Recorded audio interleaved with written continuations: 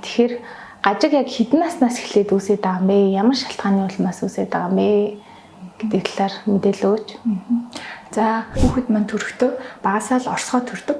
За тэнгүүд энэ орсгой төрж аваад явандаа эрүүний хөгжил маань ясчиж эхлээд ингээд сайхан болоод ирдэг. За тэнгүүд хүмүүс гажиг гэж яг ямар үний гажиг гэдэг юм бэ? Ямар хүүхдэд давуулж ирэх ёстой юм бэ гэсэн асуулт гарч ирээд байдаг.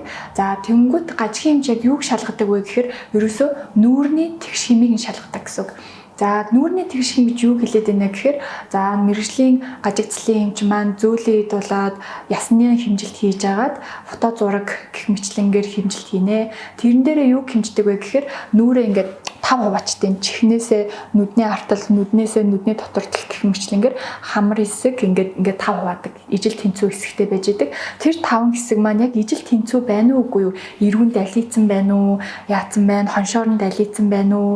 Аль нэг асуудал нь үүссэн байна уу гэдгийг нь шалгадаг. Мөн хажуу талаас нь ингээ харахаар духны энэ хэсэг, хамрын доод хэсэг, эрүүний энэ хэсэг маань хажуу талаас нь нэг шуумд ингээ байж ах хэвээр. За энэ байжаалт нь урагшаага болчих юм уу шайми болоод эхэлдэг. Харин хоошлоод ирэхээр орсгоо буюу ингээ эрүүний дутуу хөгжилтэй болоод эхэлдэг.